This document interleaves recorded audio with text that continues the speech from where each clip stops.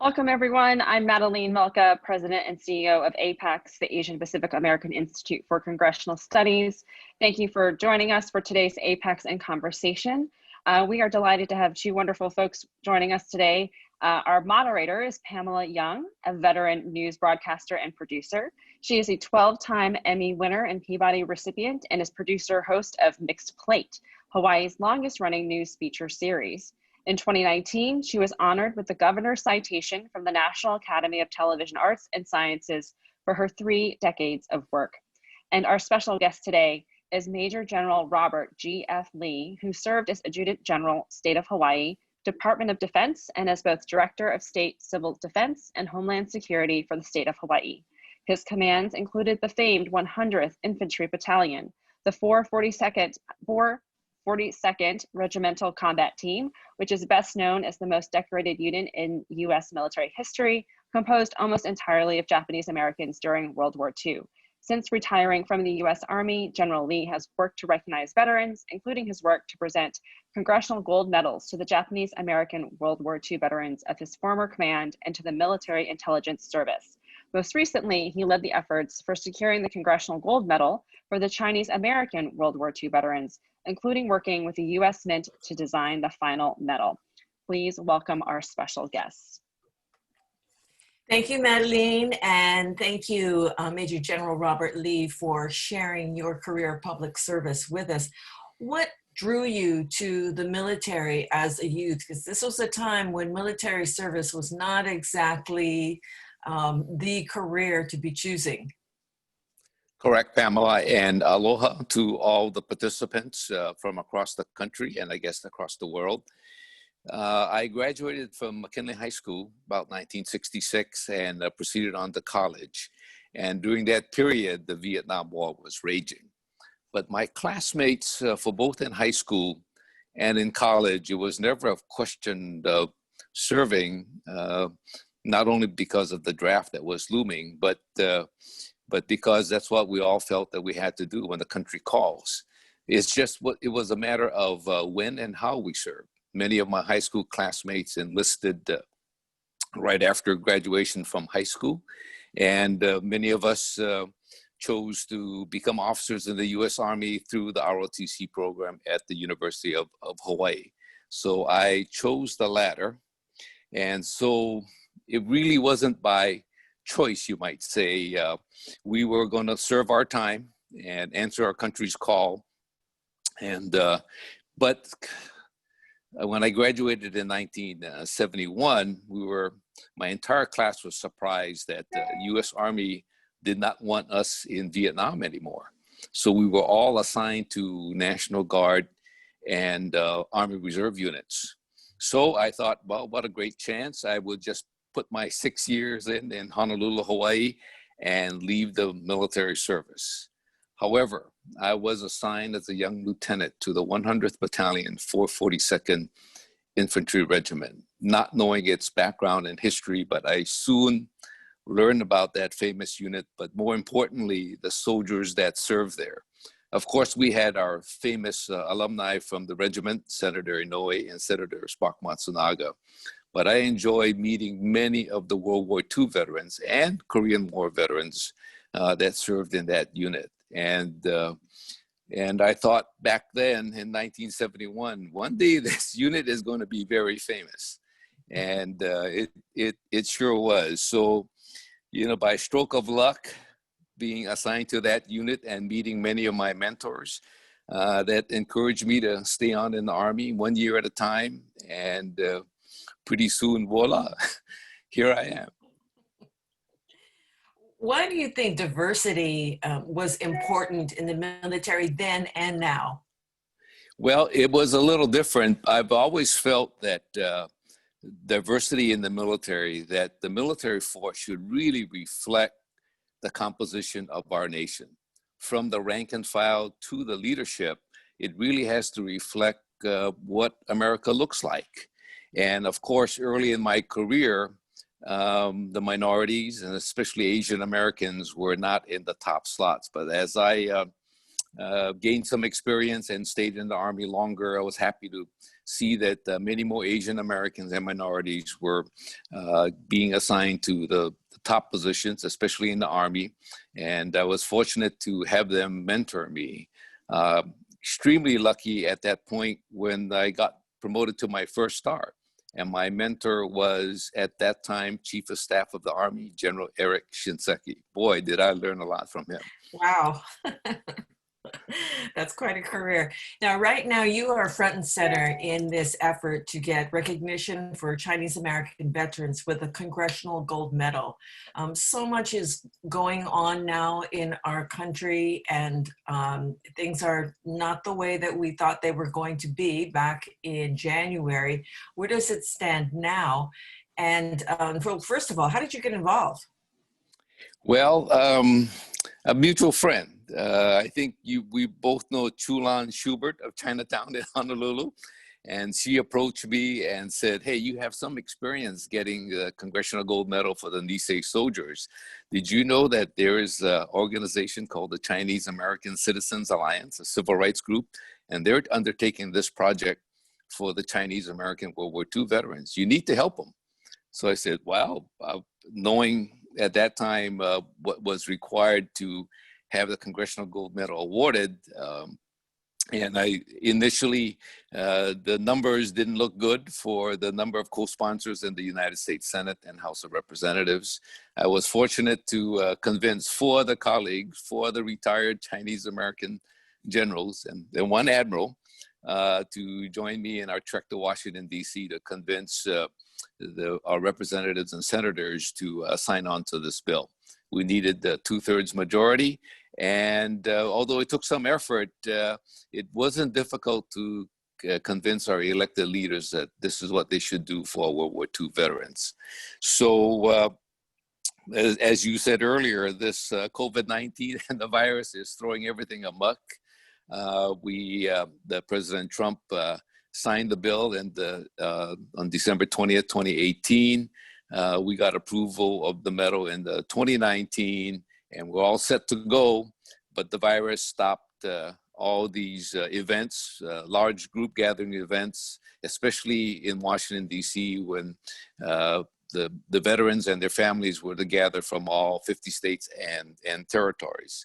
So what we're faced right now, that we're hopeful that we can do something by the end of the year, but COVID-19 is also affecting our World War II veterans and families, not only having them wait for the award, but the United States Mint can't manufacture the medals yet.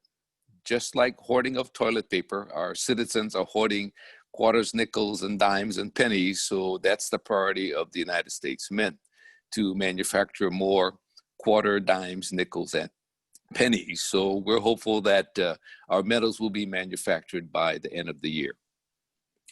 You were saying that, I think you said 98% of the Chinese American veterans have now passed away, and we're trying to do something for the remaining veterans, but also their families. This is very important to them too, isn't it, that you're discovering? Yeah, absolutely. When we undertook this project, being so late in the game, I believe about 90% of the Chinese American veterans have passed already. And so we're receiving information from the descendants and the family members to recognize and honor the World War II veterans that have passed on. But now, because of the delay with COVID, we're probably reaching 93, 94% of our veterans that have passed on, and the survivors are in the late 90s and many over 100 years old.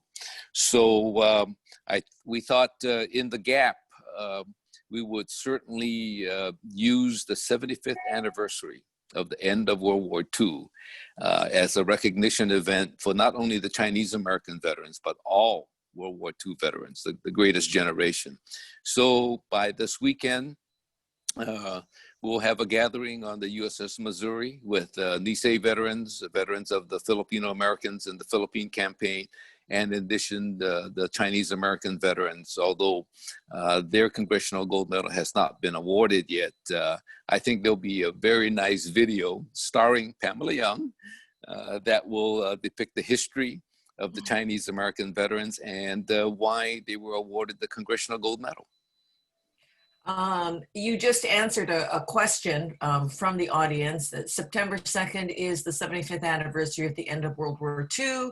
With COVID-19, how are we honoring our last surviving World War II veterans? I know that the original plans on the USS Missouri have drastically changed, and now instead of focus on veterans from all 50 states, it will be mostly Hawaii veterans in attendance. Is that correct? Yes, correct, Pamela. It'll be the Hawaii veterans, and with proper social distancing, there's still not much room on the fantail of the USS Missouri. So the entire events will be streamed live for the nation to witness.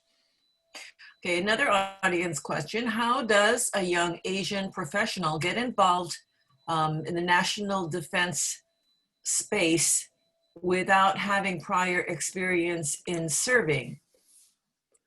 That's a very good question. And I think we don't want to be stereotyped for our cultural heritage, but there are many Asian Americans that sort of gravitate to STEM. And with the upshot of the Space Force as another branch of the military, and they're taking all comers. Stay tuned, because from what I know of, even the folks that were, in fact, the previous commander of the Hawaii Air National Guard is a space guy, and he's transferring to Space Command. And they know it's all about the knowledge base. So the traditional method of recruiting and growing your team may need a shot in the arm. So this might be a very good time for someone that's inclined to work in the Space Force, but did not have the usual basic training. In fact, that's a issue currently in discussion about what is the basic training required for the Space Force, and maybe basic infantry training for the Space Force might not fit. But all that's being discussed right now, so I think this is the perfect time for someone that wants to serve and contribute in an area that they can provide needed expertise. Stay tuned. Hey, we all grew up with Star Wars. We all want to be the Space Force. They say the military never really leaves you. What aspect of military life has been useful to you as a public servant? You're right about the military not leaving you. I still get up every morning before the crack of dawn, and I try to keep in shape. And but I really like the Army commercial that says we get more done before 9 a.m. than the rest of the public, and that's really true. But the best part of military life that I liked was just coming in contact and working with the dedicated people, not only the rank and file, but the leaders. Enjoyed building this cohesive team so we could be very successful in accomplishing our mission and yet taking care of each other.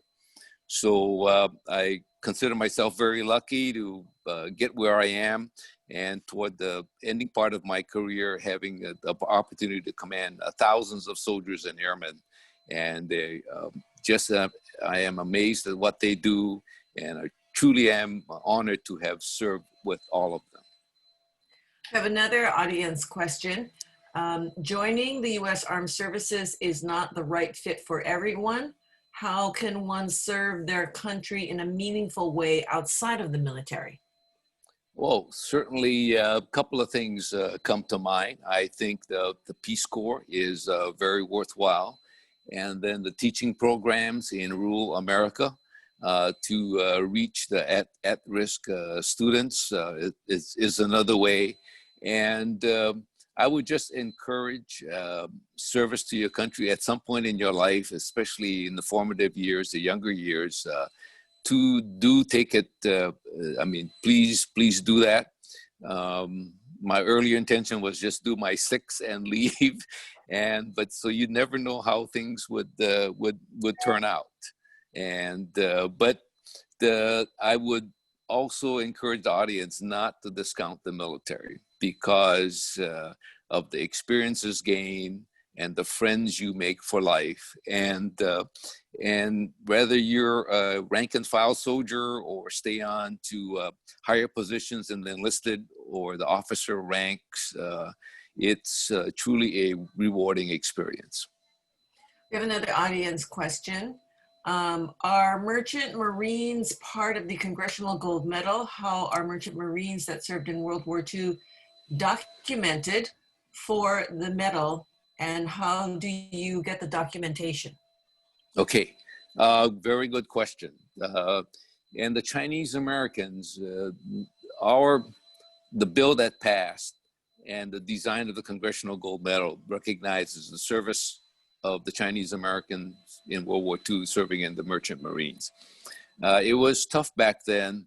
We had to get the supplies to Europe and the Pacific, and not all transport ships had the luxury of a destroyer escort in protecting the convoy. So Chinese Americans that served in the Merchant Marines, you might say, was a little bit more at risk, because if your ship was sunk, there was nobody close by to rescue you. We have members of the Merchant Marine that we have recognized as World War II veterans.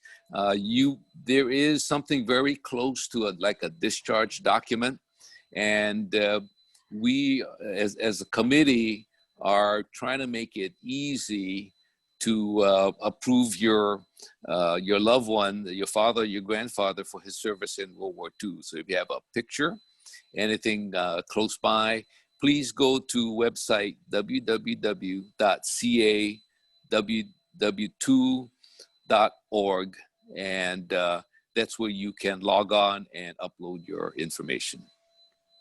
Okay, another question. My grandfather enlisted as a captain in the Marine Corps Reserve at the age of 55 in 1944. Do you know how many older Chinese Americans served, and typically in what capacity in World War II? You know, that's World War II. Most of the records that we saw, and we have reviewed close to 3,000 plus records, are very young. And so this one is kind of unusual, but I would say because World War II was such an event that needed the participation of all Americans, I believe they might have not be so stringent on the age requirement, that if you're willing to serve, come on in. So you would get the Congressional Gold Medal if your service record documents that you served anytime between December 7, 1941 to December 31st, 1946. That includes all the mop-up actions required in Germany and Japan following the official surrender by those two countries. Wasn't there a problem with the fire of military records? Yes, correct. Correct. It applies primarily to the Army, but the Army was the largest part of the force that Chinese Americans served in. So we lost a lot of records. And so therefore, in our criteria, if you have a picture of your loved one serving in a World War II uniform, send it in. If you have letters back home that you have kept, send it in. That will qualify you. If you have newspaper articles that you can show that your loved one served in World War II, fabulous. We're trying to make it easier to recognize our Chinese American World War II veterans and truly understand that it's more than 75 years for many of them, and paper records do get lost and are destroyed. Sure. Okay, another question. What is it like growing up and serving in a majority Asian American Pacific Islander state? How has that affected your outlook when you served elsewhere? Great question. And we've thought about that, my colleagues and I, Chinese Americans that rose to the rank of generals, and also Asian Americans. And I think growing up in Hawaii gave us an advantage from a certain aspect. First of all, growing up in Hawaii, no specific race is the majority here. Everybody is a minority. So we never grew up with a lot of inhibitions. And by the time I entered the Army, the racial stereotypes were starting to fade. So it was all a matter of, could you do the job? Were you successful in accomplishing your mission? And then you moved on up. So I think I was fortunate, and along with my colleagues, to be in the Army at that time, but also because of the 100th Battalion, the 442nd, and many of the Asian Americans that fought so hard in World War II under trying conditions. What they did and their sacrifices allowed my generation and the ones that followed to achieve the highest ranks in the armed forces. So we're grateful to that greatest generation. A viewer wants to know, what's your most memorable experience with the soldiers under your command? Well, I've got to admit that, when I saw them truly shine and able to tackle any mission, just when the mission changed unexpectedly during all my times with the troops in Iraq and Afghanistan, because the enemy has a vote, and our soldiers and airmen were able to figure it out and use our advantage against them, and following all the rules, although they did not. So seeing them operate under those trying conditions was very heartwarming, and I had the chance to, every time I returned home, I would gather the parents and the wives and the families of the soldiers to explain to them what was really going on in Iraq and Afghanistan. At any time in the military, was there a negative reaction to you being Asian American? I would say probably yes, more from the standpoint that they were surprised that there's an Asian guy here of this rank. But once you start discussing operations and how you're going to do things, I think it quickly passes. Okay, another audience question. Is there a remote chance to have a virtual presentation of the Congressional Gold Medal without the actual medal? Our veterans are passing away every day, and the living veterans should bear witness to history. Yes, well, we are considering that. We're considering everything right now because of COVID-19 to get the award out. But if you go to the website that I mentioned, the living veterans can see the medal that they're going to get, irrespective of the Mint having the medals available or not. But we are certainly looking at all the possibilities once the Mint has the medal. So we're in touch with Speaker Pelosi's office, who heads the award for the Congressional Gold Medal. Okay, audience question. With nearly 20,000 Chinese Americans that served in World War II, how do we reach them and their families? Okay, very good question. And that I have to also reflect on my experience working with the Nisei and veterans 10 years ago. Out of 20,000 eligible Chinese Americans that served in World War II, we currently have about 3,000. And publications such as this, newspaper articles, events coming up like the 75th anniversary of the end of World War II, gets the word out. And every time when something like that happens, we get a spike of more people coming online. Okay. However, people get the information and they don't do anything. I look at my experience with the Nisei, 18,000 Japanese American soldiers in units that everybody knew and had records for. And yet, over time, 5,000 are recorded. It's not until the grandson or the granddaughter makes an effort to say, I want my grandfather recognized. So I expect that for the end of the year, when we actually award the medal, we'll have a spike again. And I think we're going to reach about 5,000 to 6,000. That's what we're planning for the Chinese American World War II veterans. I'm sorry, but that's about it. We've come across records where Chinese American veterans from World War II never married, never had any offsprings. So we're getting information from a handful of nieces and nephews, but what we really want to reach is the grandchildren of the World War II veterans and say, do something for your family. Make the effort to go online and submit your information for your grandfather or grandmother, because we're recognizing women that served in World War II, Chinese American women, and they rightfully should be awarded this Congressional Gold Medal.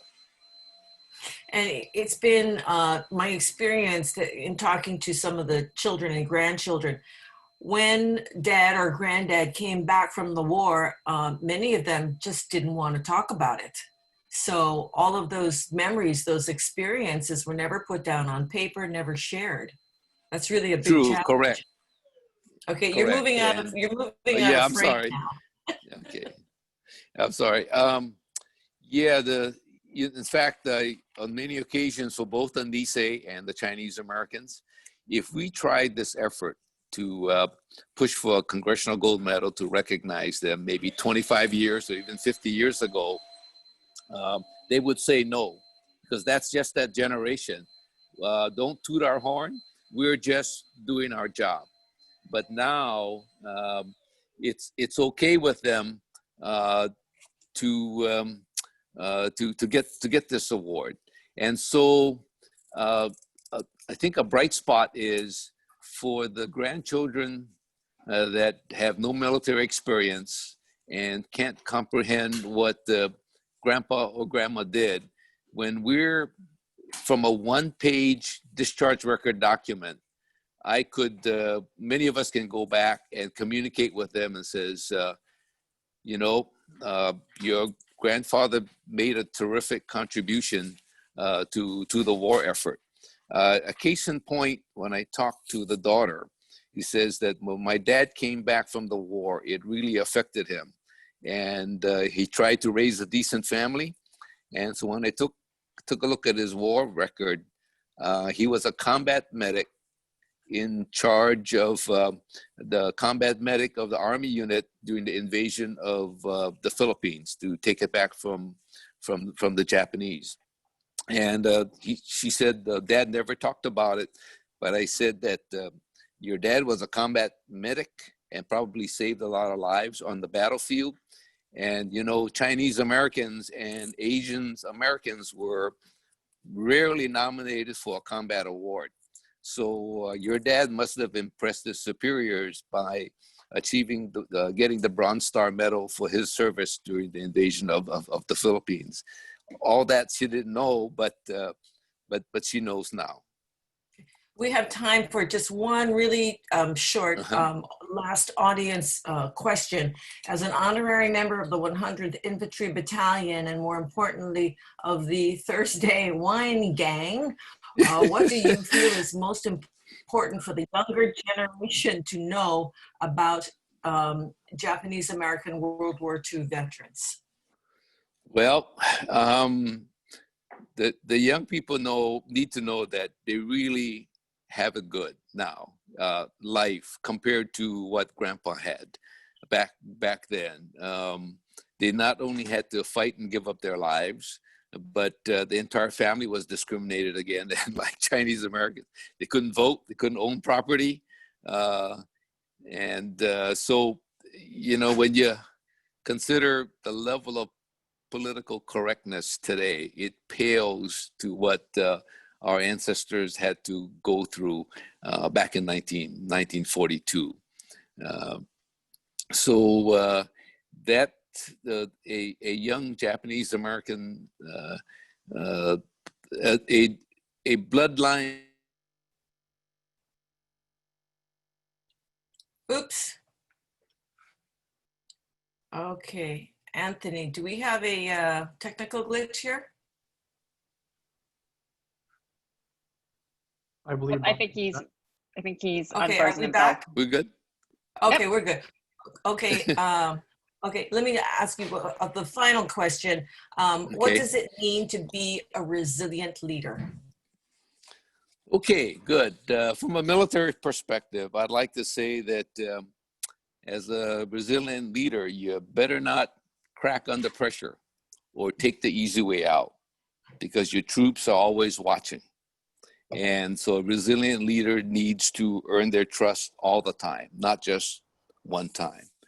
So you must have the courage to buck the systems at times. And for me, it was the higher headquarters, because from your perspective, some of the edicts coming down from top may make it difficult for your troops to accomplish the mission, and for the troops to take care of themselves. I just want to do a real quick one. Early in Iraq, our heavy lift helicopter company was being mobilized for duty in Iraq, and they were doing all the preparations. I had full confidence in the pilots and the air crew. They had a lot of experience. They knew what to do.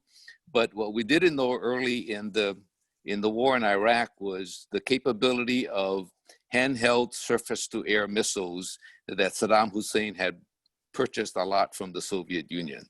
They were all over the place. So the requirement was to have our heavy lift helicopters modified with electronic countermeasures before going over there. And needless to say, they ran behind schedule. And then they said, General, send your troops over there and we'll fix them in Iraq. And I said, no, because I can truly understand the pressures of the mission, that if you had a mission you had to fly, the troops would be really pressured to fly it. So I refused to release the unit until all the electronic countermeasures were installed and tested. I guess I didn't get fired early on, but I'm sure I was known as a troublemaker back in Washington, D.C. But those are the things that you have to do. That might be resiliency here. We just call it hang loose. Mahalo, Major General Robert Lee, for Thanks, sharing Pamela. your career of public service. Madalene, back to you. Thank you so much, Pamela and Major General Lee. So wonderful to have you share your stories and your insights. We greatly appreciate all that you do in honor to our veterans, and we hope we have some success towards the end of the year in terms of making sure that the medals are done. So we can best pray for that. For our audience out there, please join us next week on September the 2nd, Wednesday at 12:30 Eastern Time. The Honorable Denny Chin, Judge, U.S. Court of Appeals for the Second Circuit, will join us for our next APAICS in Conversation. Please be sure to sign up at the apaics.org webpage, and we look forward to seeing you next time. Thanks so much, everyone. Have a good afternoon. Aloha. Aloha.